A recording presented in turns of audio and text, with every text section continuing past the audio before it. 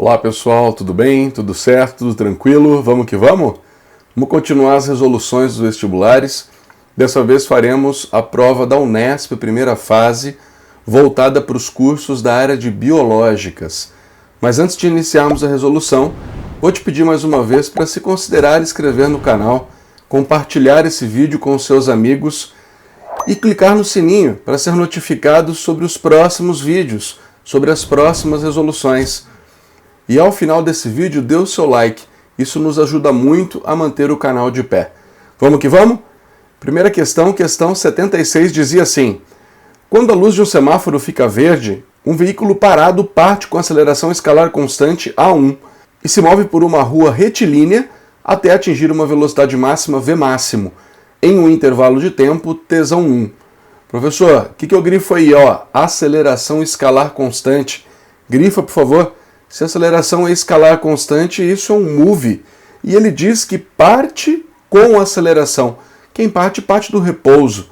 Ah, entendi, professor. Está no gráfico, né? Exato. Vamos discutir daqui a pouquinho. Calma lá. A partir desse instante, inicia-se um processo de frenagem, também com uma aceleração escalar constante, até parar, novamente, no semáforo seguinte, em um intervalo de tempo T2. O gráfico representa a variação da velocidade deste veículo em função do tempo, neste mesmo movimento. Então, professor, eu tenho um gráfico, um gráfico de velocidade por tempo. Eu vou querer lembrar contigo duas propriedadezinhas antes de iniciarmos. No entanto, olha lá, no trajeto entre os dois semáforos, a velocidade escalar média desse veículo foi d. Professor, ele quer saber a velocidade escalar. Isso, a velocidade escalar média. Lembre-se, velocidade escalar média, a primeira equaçãozinha que a gente aprende na física. É a primeira equação da cinemática mais simples. ΔS por ΔT. Muito tranquilo, muito simples.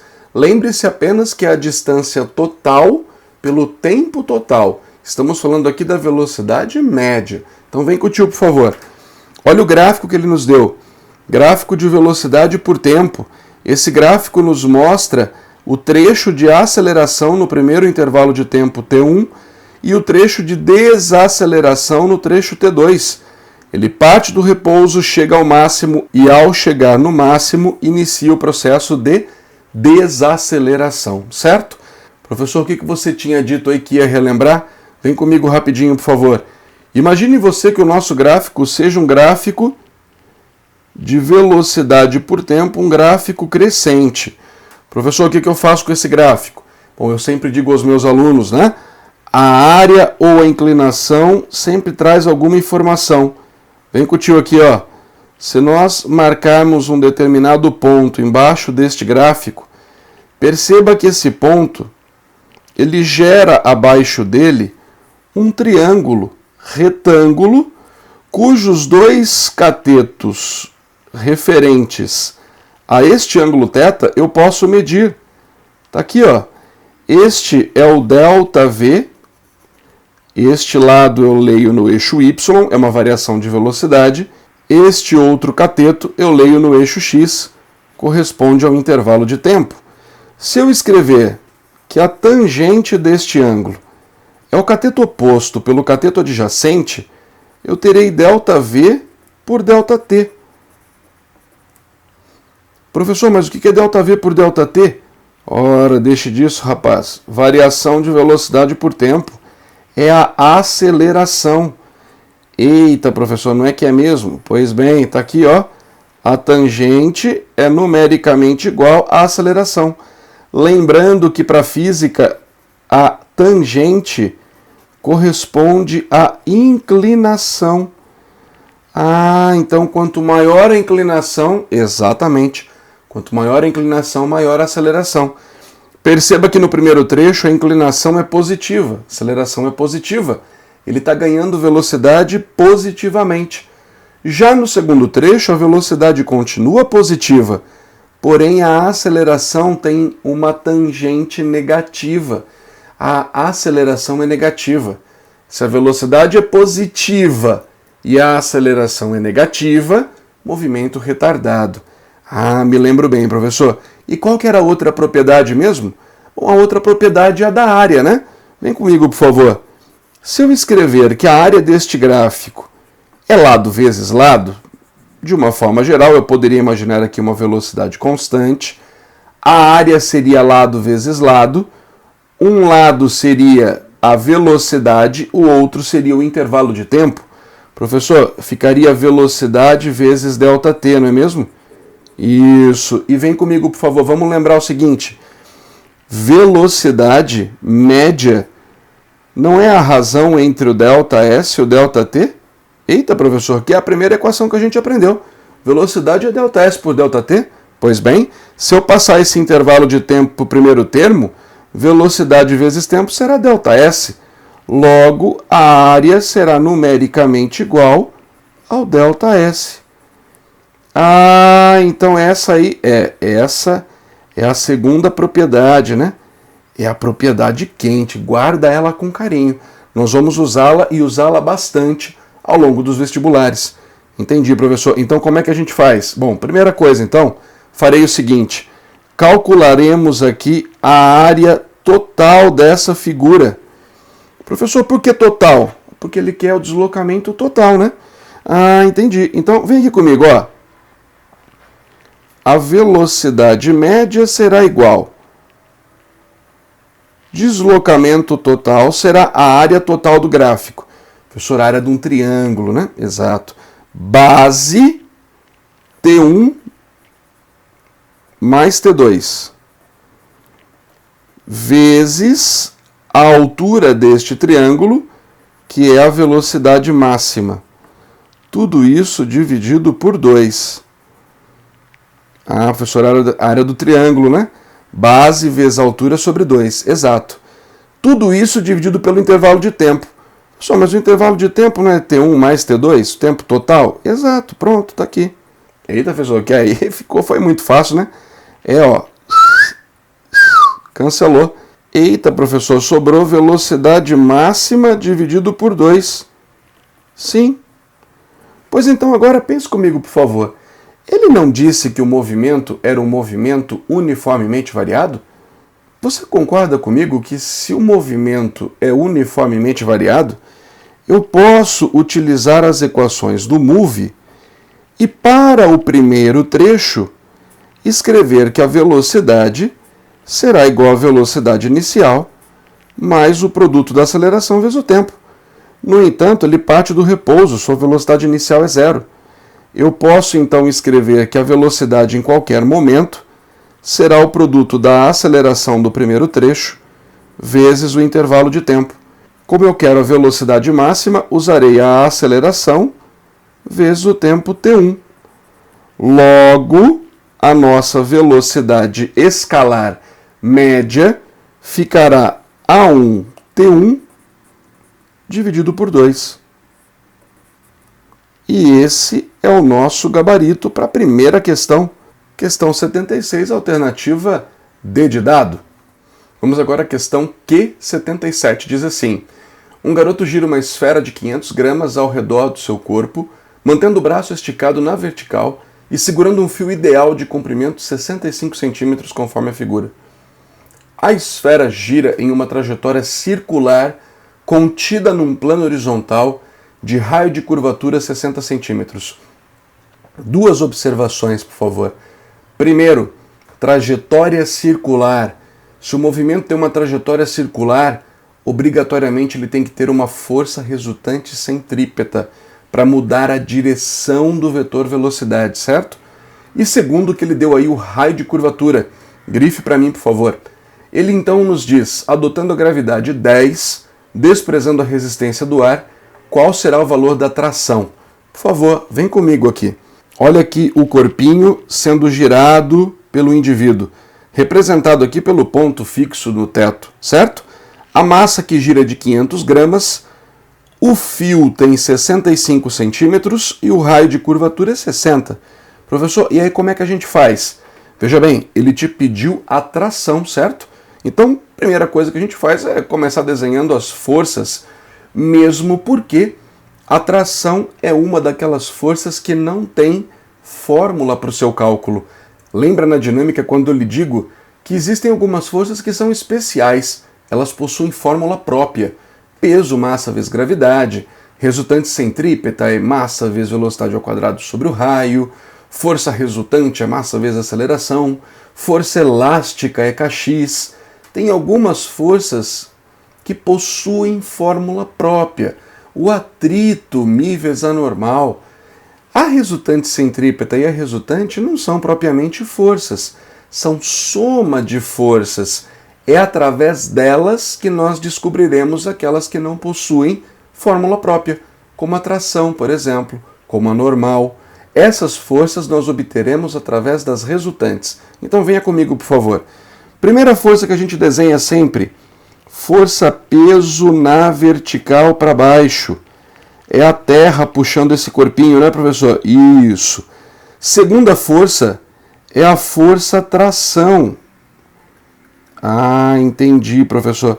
A tração aqui na corda, né? Exatamente. Professor, e qual outra? Então, não tem mais não. Acabou. São essas aí. Eita, professor, mas aí eu faço é como? Pois é, aqui a gente tem duas saídas.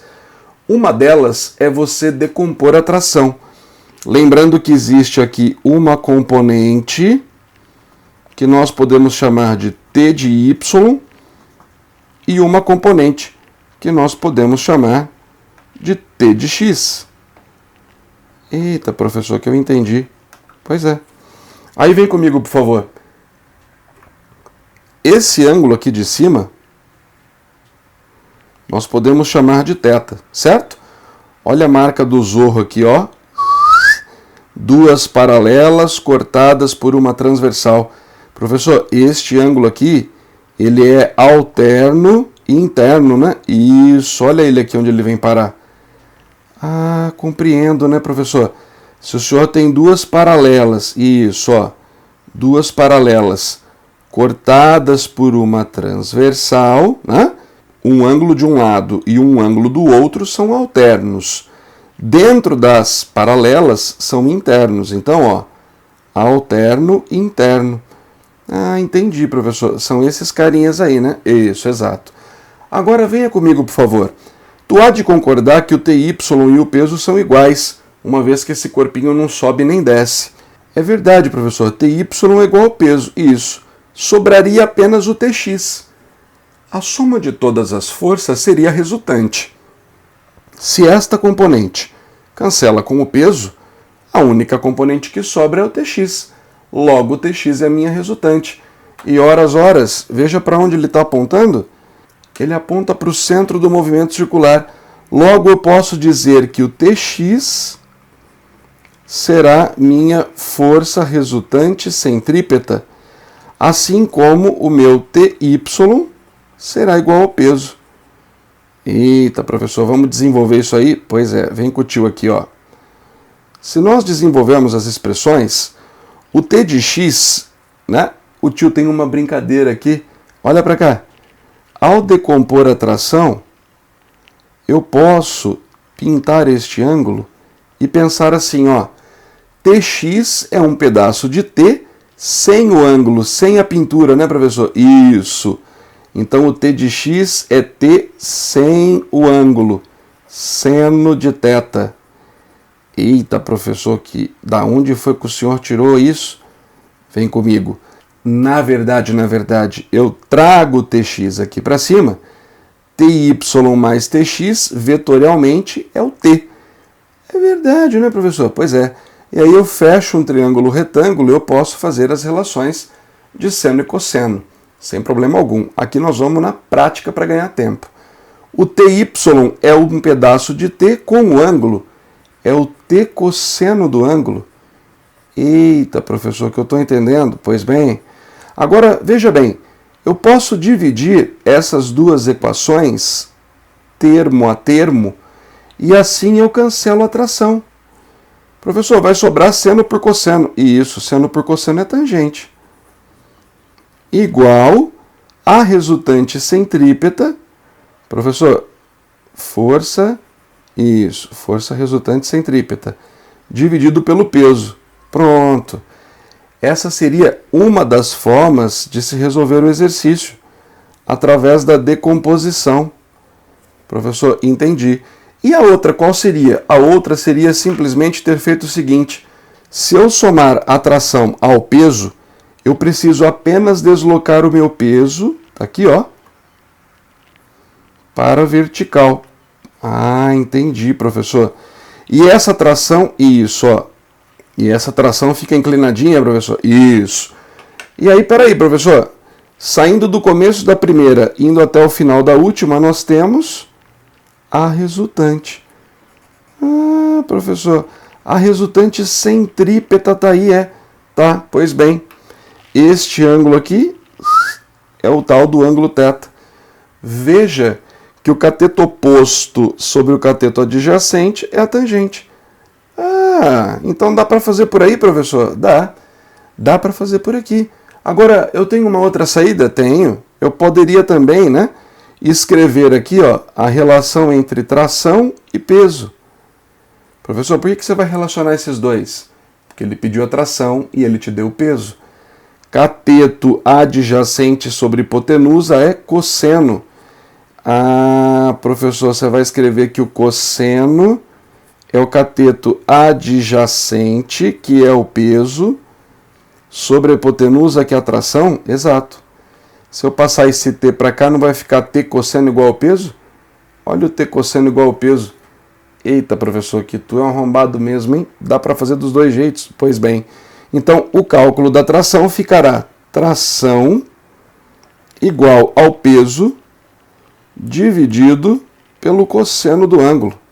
Professor, mas ele me deu o cosseno? Então, vamos fazer o seguinte, vamos pensar aqui comigo um pouquinho. Professor, o triângulo que nasce este ângulo é esse triângulozinho aqui, certo? Ó. Isso, ó. Esse aqui é o ângulo θ. Esse cara vale 65 e esse cara vale 60. Professor, esse outro lado aqui dá para a gente descobrir? Dá para aplicar Pitágoras, por exemplo. No entanto, nós poderíamos fazer o seguinte. Professor, se a gente dividir esse cara aí, dá para dividir não? Dá. Dá para dividi-lo por 5 para ficar mais fácil? Se eu dividir esse cidadão por 5, 60 dividido por 5 vai dar 12. Eita, professor, que é verdade, né? E 65? 65 vai dar 13. Professor, mas então... agora vamos fazer com esses números que são mais baixinhos, assim fica mais fácil fazer a relação. Então venha comigo, por favor. 13 ao quadrado é igual a 12 ao quadrado mais x ao quadrado. X é esse cidadão aqui, né? Ah, entendi, professor. Então, o x ao quadrado vai ficar igual a 13 ao quadrado menos 12 ao quadrado. Isso. Aqui não está difícil de fazer não, né? 13 ao quadrado é 169. 12 ao quadrado é 144. 169 menos 144, professor, isso vai dar 25. Pois é. E aí o x é igual a 5. Ah, é um daqueles triângulos famosão, né, professor? Exato. Pois bem. Só que tu lembra que nós, né, tivemos que dividir por 5. Então agora a gente, para voltar, multiplica. Esse x vai ser igual a 25. 5 vezes 5, 25, né? Entendi, professor. Então, onde você quer chegar? Eu quero chegar que a tração será o peso, massa vezes gravidade, dividido pelo cosseno do ângulo. A massa desse corpo, ele nos deu no texto, é de 500 gramas. 500 gramas é meio quilo, vezes a gravidade 10, dividido pelo cosseno.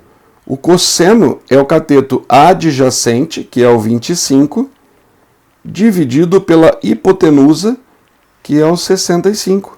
Ah, compreendi, professor. Agora ficamos, isso, ó, meio vezes 10 vai dar 5. Divisão de frações, eu mantenho a de cima e vou multiplicar pelo inverso da de baixo. E aí eu simplifico 5 com o 25, vai dar 5. 65 dividido por 5, isso vai dar 13. 13 newtons será o valor da tração pedida por ele no exercício. Logo, assinalamos a alternativa C como gabarito. Vamos agora para a questão Q78. Uma pequena esfera é abandonada do repouso no ponto 1, grifa, por favor, abandonada do repouso, e, após deslizar sem rolar pela pista, mostrada em corte na figura, perde o contato com ela no ponto 2, passando a se mover em trajetória parabólica até atingir o solo. Adotando a gravidade como sendo 10, desprezando o atrito e a resistência do ar, grifa isso, por favor. Sistema conservativo, não haverá perdas de energia. Quando a esfera passar pelo ponto 3, ponto mais alto de sua trajetória, opa, parou. Grifa que é o ponto mais alto da trajetória. Meus amores, se é o ponto mais alto, significa que ele parou de subir, parou de descer. Nesse instante, a única velocidade será a componente horizontal. E ele nos pergunta, qual a componente horizontal da velocidade vetorial? Só tem essa componente, meu amigo. Se é o ponto mais alto, o Vy foi a 0. Vem comigo, por favor. Eis a rampa, ponto 1 de início, ponto 2 ao qual ele se solta e fica à mercê da força-peso. O ponto 3 é o ponto de altura máxima. Vamos marcar aqui, ó. Eita, professor, que aí a altura aqui é a altura máxima. Aqui mora aquela informação que o vestibular não vai lhe dar, mas que você precisa saber. O Vy valerá 0. Não haverá componente vertical, apenas a componente horizontal. Ah, entendi, professor. Chegou nesse ponto aí, só tem isso, ó. Chegou nesse ponto, só tem V de x, né? Entendi. Professor, e vamos fazer como esse cálculo? Para calcular essa velocidade, nós vamos usar uma conservação de energia. Energia mecânica no ponto 1 igual a energia mecânica do ponto 3. Ah, entendi, professor. E no ponto 1, veja, no ponto 1 nós temos uma energia potencial gravitacional, mgh1. Cinética não há não, porque não tem velocidade. Já no ponto 3, além da potencial gravitacional, porque tem uma altura, também haverá energia cinética, mv² sobre 2. A massa que ele não nos deu, nós cancelamos, aparece em todos os termos da expressão. Posso isolar a velocidade aqui? Venha comigo. V² é igual. O 2 que ora está dividindo passará multiplicando, vezes, vem com o tio, o GH1 já estava do outro lado, permanece, e esse GH3 que ora estava somando passa subtraindo, GH3. Professor, dá para dar uma melhoradinha aí, né? Dá sim, claro que dá. Veja, coloque o G em evidência, ficamos com H1 menos H3. Logo, a velocidade ao quadrado será igual a 2 vezes a gravidade 10, vezes a diferença de alturas, 1,8 menos 1,6, dá 0,2. Professor, 10 vezes 0,2 vai dar 2, e vezes 2 vai dar 4. E a raiz de 4 faz tempo que dá 2. Pronto, está aí. Velocidade no ponto mais alto, 2 metros por segundo. Exercício tranquilo, tranquilo. A alternativa C é o nosso gabarito. Agora a questão Q79. Determinada peça de platina de 200 gramas, sensível à temperatura, é mantida dentro de um recipiente protegido por um sistema automático de refrigeração, que tem seu acionamento controlado por um sensor térmico. Toda vez que a temperatura da peça atinge 80 graus Celsius, um alarme sonoro soa e o sistema de refrigeração é acionado. Essa peça está dentro do recipiente em equilíbrio térmico com ele a 20 graus. Grifa que está em equilíbrio térmico com ele, porque se está em equilíbrio térmico, então ambos estão à mesma temperatura. Quando, no instante t igual a 0, energia térmica começa a fluir para dentro do recipiente e é absorvida pela peça segundo o gráfico a seguir. Que me desculpe, o gráfico dado não é o gráfico da energia térmica, é o gráfico da potência. Porém, como é um gráfico de potência por tempo, eu consigo descobrir a energia através dele. Sabendo que o calor específico da platina é de 0,03 calorias por grama grau Celsius e adotando uma caloria como sendo 4 joules, opa, olha aí, um indício de que tem unidade errada nessa história. Tem unidade trocada, tem sistema internacional com sistema usual. Volta um pouquinho, dá uma olhada no gráfico. Gráfico de potência em watts pelo tempo em segundos.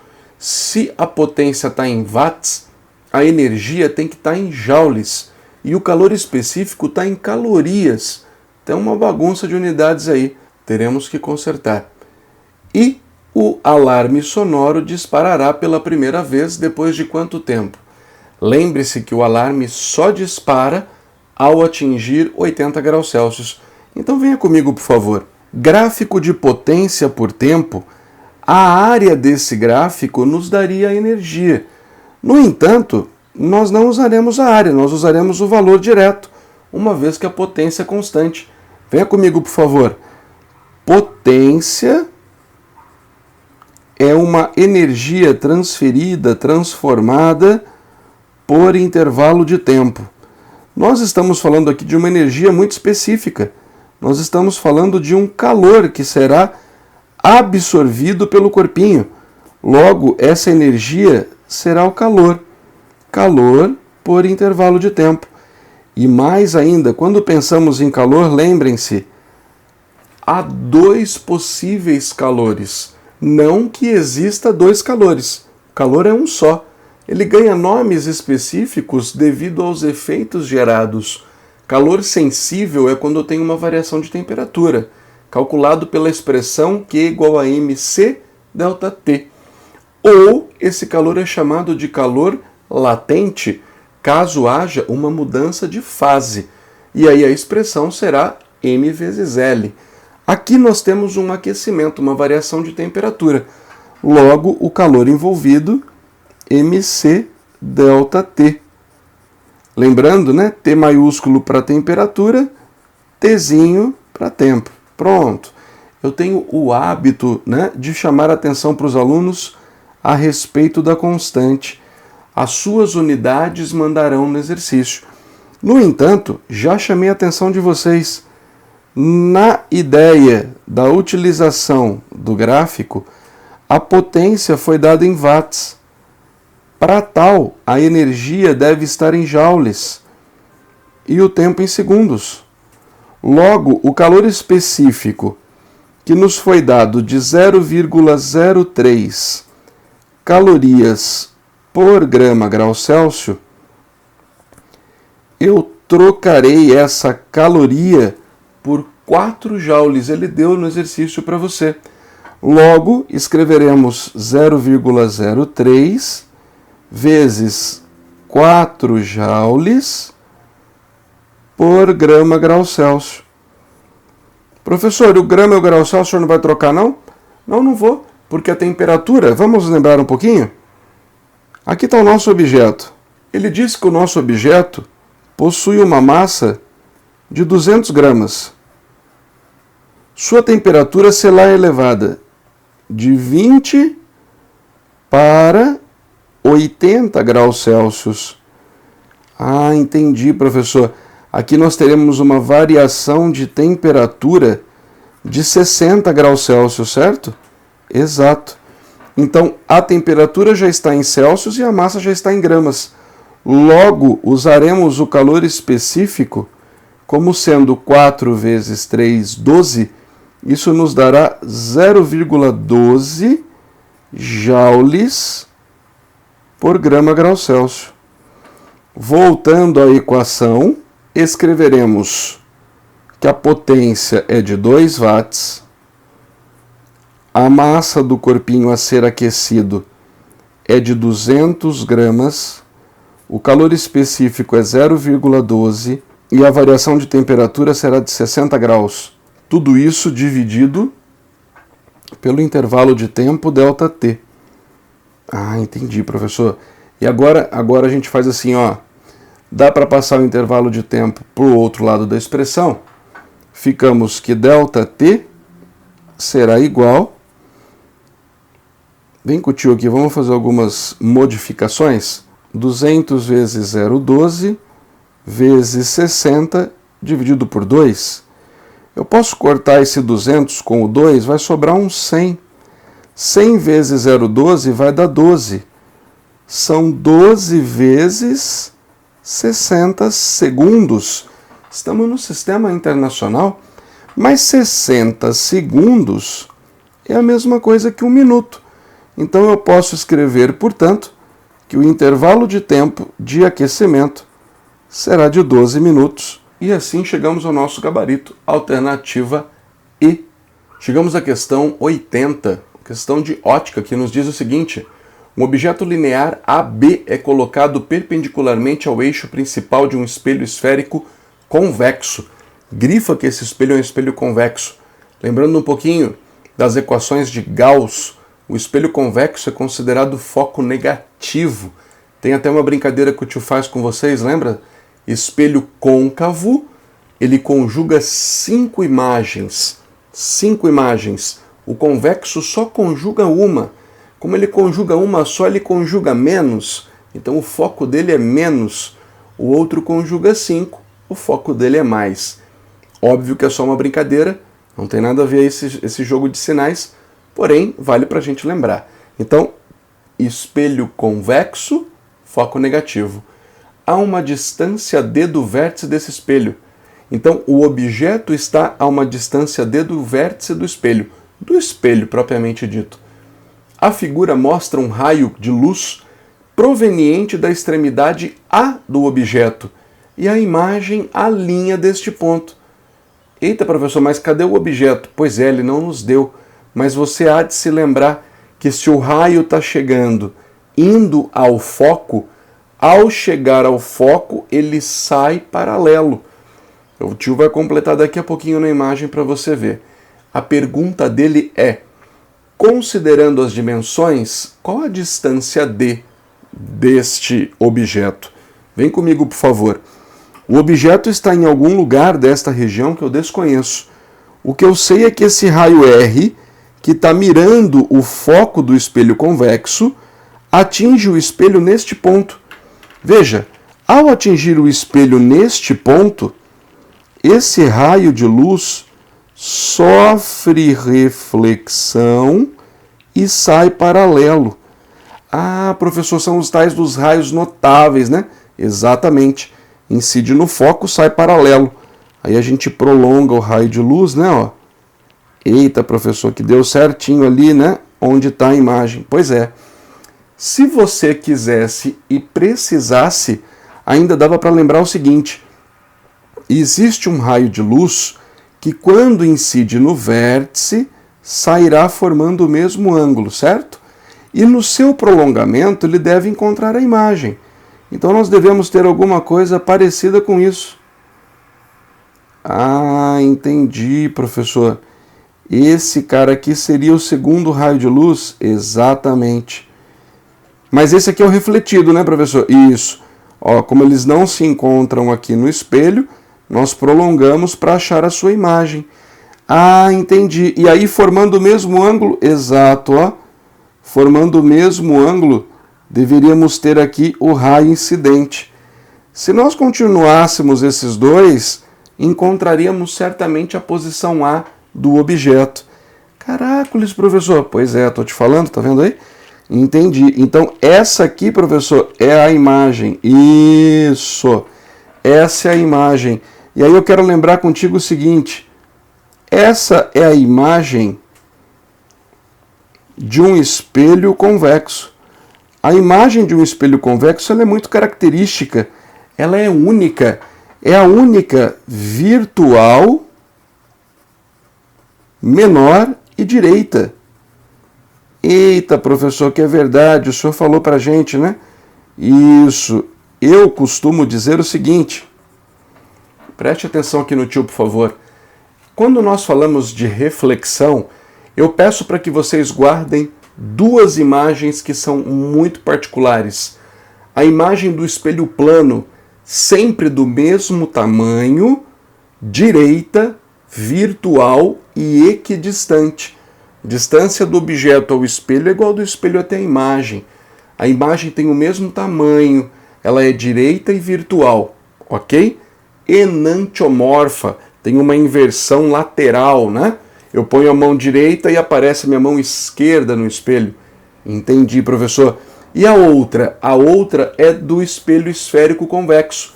É a única que a imagem é menor, direita e virtual. E todas as outras, professor?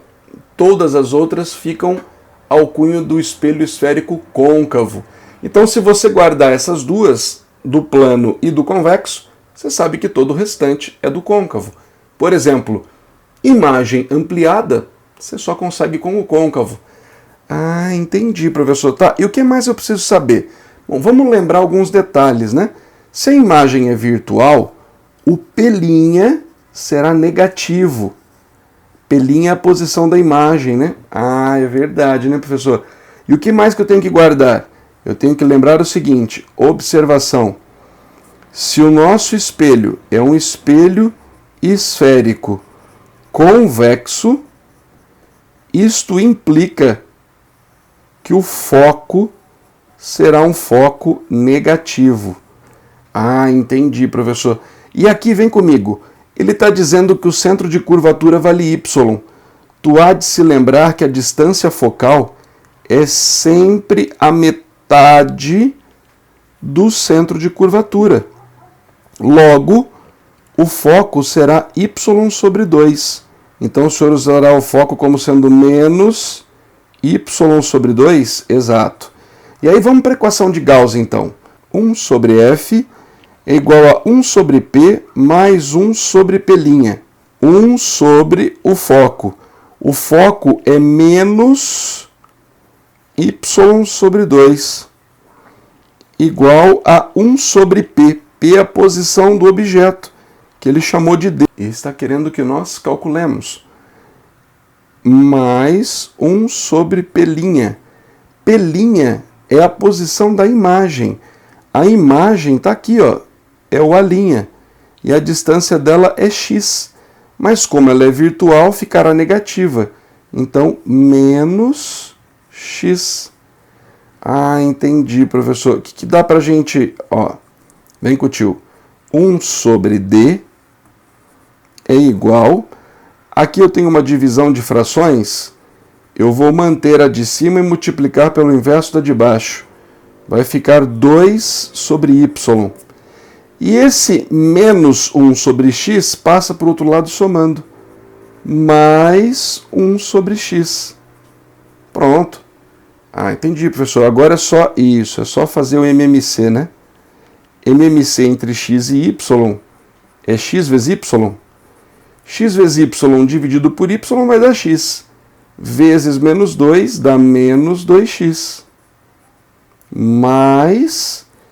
x vezes y dividido por x dá y, vezes 1 é y. Se eu inverter os dois lados da expressão, a distância d ficará igual, vem comigo, por favor, x vezes y dividido por, vamos dar uma melhoradinha aqui, y menos 2x, logo obtemos que a distância d é x vezes y dividido por y menos 2x, o que nos leva à alternativa D de dado. Continuando então, agora chegamos à questão Q81, uma questão sobre ondas, que nos dizia assim: quando uma onda se propaga por águas rasas, isto é, onde a profundidade é menor do que a metade do comprimento da onda, sua velocidade de propagação pode ser calculada pela expressão V é igual a raiz de GH. Grifa essa informação, nós vamos usar essa expressão, em que G é a aceleração da gravidade local e H é a profundidade das águas na região. Dessa forma, se uma onda passar de uma região de uma certa profundidade para outra, com uma profundidade diferente, ela sofrerá uma variação de sua velocidade de propagação, o que caracteriza o fenômeno da refração. Galera, vamos lembrar rapidinho? Reflexão é quando uma onda bate e volta pelo mesmo meio. Não há mudança de meio, portanto não haverá alteração de sua velocidade. a frequência sempre será a mesma em qualquer fenômeno. Na refração, que é o caso, haverá mudança de meio. Logo, haverá dificuldades diferentes de se propagar. Logo, haverá uma mudança de sua velocidade. Porém, a frequência é a mesma. Lembre-se que a frequência é característica da onda, é característica de quem gerou a onda, do oscilador, daquele que gerou a onda, da fonte ondulatória. Já a velocidade é característica do meio pelo qual a onda se propaga. Ele então nos dá uma figura que mostra uma mesma onda propagando-se de uma profundidade de 3,6 metros, onde o comprimento de onda vale 12, em seguida, numa outra região de profundidade 0,9, cujo comprimento de onda agora é lambda 2, ele não nos deu. Adivinha, a pergunta dele é qual é este lambda? Venha comigo, por favor. Olha a onda se propagando com 12 metros de comprimento, numa profundidade de 3,6 metros. Eita, professor, tem uma mudança? Tem uma mudança. Sabe por quê? Ele nos disse no exercício que a velocidade é dada pela expressão raiz quadrada de GH. Eita, professor, mas e aí? Bom, e aí que vem comigo, por favor. Onde a profundidade é maior, a velocidade é maior. Ah, entendi, professor. Quer dizer que quando essa onda se propaga nessa região que é mais profunda, ela terá uma velocidade V1. Exato. E ao chegar nesta região em que a profundidade ficou menor, a velocidade passará a ser V2, onde nitidamente V2 será menor do que V1. Ah, compreendi, professor. Mas então, então eu quero que você se lembre o seguinte, o fenômeno em questão aqui, ó, é uma mudança de meio, né? É uma mudança de meio, logo nós estamos falando de uma refração. Entendi, professor. E que para qualquer refração a frequência será a mesma. Entendi, professor. A frequência da onda é uma só, né? É. Uma vez, né, que essa onda nasceu com uma determinada frequência, ela vai até o fim. Entendi. Se nós pensarmos na equação da ondulatória, lembra que V é igual a lambda F? Ah, professor, não dá para me esquecer dessa equação, né? Então vem comigo aqui, ó. Frequência 1 é igual a frequência 2, certo? Porém, como nós já sabemos, se V é igual a lambda vezes F, eu posso escrever que F é V sobre lambda. Entendi. Então aqui, professor, no lugar de F1 nós colocaremos V1 sobre lambda 1. E no lugar de F2, colocaremos V2 sobre lambda 2. Professor, dá para trocar? Ó, raiz de GH1 dividido por lambda 1 é igual a raiz de GH2 dividido por lambda 2. Vamos cancelar essa raiz de G com a raiz de G. Lembre-se que ainda sobrará a raiz de H, certo? Então ficamos raiz quadrada de H1, que é 3,6, dividido pelo comprimento de onda 1, que é 12. Tudo isso é igual a raiz quadrada de H2, que é 0,9, dividido pelo lambda 2. Para resolver essa expressão, nós vamos fazer o seguinte. Vou passar o ômega 2 para cá. Eita, professor, vai para o primeiro termo. Isso. O 12 passa para o segundo termo. Estava no denominador, vai para o numerador. E aqui vem o pulo do gato, né? Ó, vem com o tio. Eu vou pôr dentro de uma raiz quadrada só, porque os dois estão numa raiz. 0,9 dividido por 3,6. Pode, professor? Pode, só não pode como deve, né? Ah, entendi. E aí aqui, isso, só como vai ficar simples. Se eu simplificar 0,9 é 9 vezes 10 a menos 1. 3,6 é 36 vezes 10 a menos 1.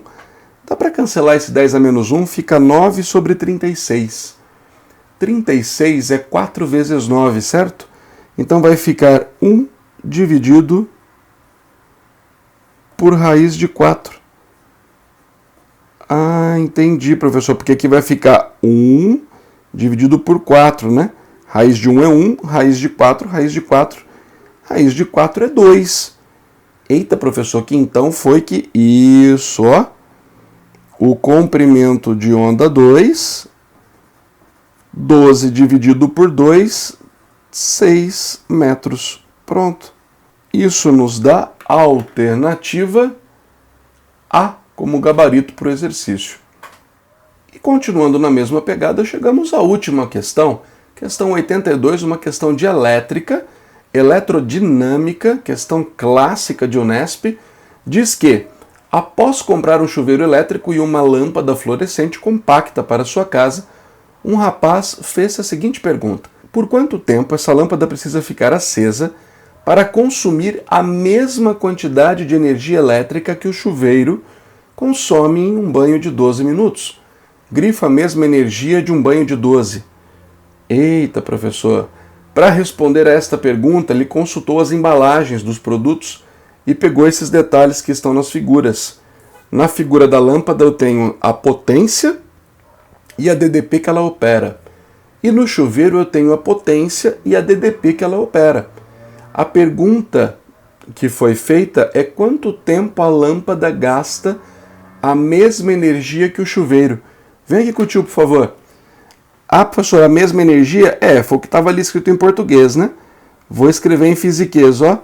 A energia da lâmpada igual a energia do chuveiro. Eita, professor, pois é. Foi isso que ele disse, não foi não? Pois é, professor, foi sim. E aí, vem comigo, por favor. Os dados do exercício não lhe trazem potência? Potência, meus amores, não é o consumo de energia por tempo? Aliás, já usamos esta equação na prova de hoje. Professor, não é que tem razão mesmo, nós já até usamos, né? Pois é. Só que para usar a equação, tu tem que lembrar que a potência tem que estar em watts, a energia em joules e o tempo em segundos. Ah, isso para o sistema internacional, né, professor? Exato. Só que aqui tem um detalhe importante. Eu não vou precisar usar tudo no sistema internacional, porque, veja, eu só quero dizer que a energia é o produto da potência vezes o intervalo de tempo. Logo, na energia da lâmpada, eu colocarei potência da lâmpada vezes o intervalo de tempo em que a lâmpada opera. Assim como a energia do chuveiro é a potência do chuveiro vezes o intervalo de tempo em que ele opera. Como eu tenho o tempo dos dois lados, a unidade de um lado cancelará com a unidade do outro. Assim como a potência existe nos dois lados da equação, a unidade de um lado cancelará a unidade do outro. Entendi. Professor, mas aí é só usar as potências? Do jeitinho que ele te deu, pronto assim. Caracas, professor, mas não era de elétrica essa questão? Ela é de conteúdo elétrico, porém a resolução envolvia um mero conhecimento de potência. Potência da lâmpada, 20 watts. Tempo em que a lâmpada ficará acesa é o que nós estamos querendo descobrir. Potência do chuveiro, 7.500. Num banho de 12 minutos. Esse 12 passará dividindo. Chegamos que o intervalo de tempo da lâmpada será de 7.500 vezes 12. Tudo isso dividido por 20. Cancele um zero com um zero. Simplifique o 12 com o 2, dará 6. Ficamos que o intervalo de tempo da lâmpada será de 6 vezes 750. Deixa eu te explicar uma coisa. Aprenda a ganhar tempo aqui com o tio. 6 vezes 750, eu não poderia escrever assim, ó. 750 é 75 vezes 10. E esse 10 eu multiplico pelo 6, vira 60. Como o tempo do chuveiro estava em minutos, a minha resposta aqui sai em minutos também. Eita, professor, que é 75 vezes 60 minutos? Isso. Só que 60 minutos, tu já bem conhece que equivale a 1 hora. Ah, professor, então assim ficou fácil. O intervalo de tempo da lâmpada será de 75 horas. Chegamos assim à alternativa da última questão. Assinalamos B de bola. A você que acompanhou a resolução, fica aqui meu agradecimento. Espero que tenha entendido as resoluções. Caso tenha ficado alguma dúvida, por favor, deixe seus comentários, dê like neste vídeo, compartilhe com seus amigos, incentive este canal a continuar. Muito obrigado pela companhia, grande abraço!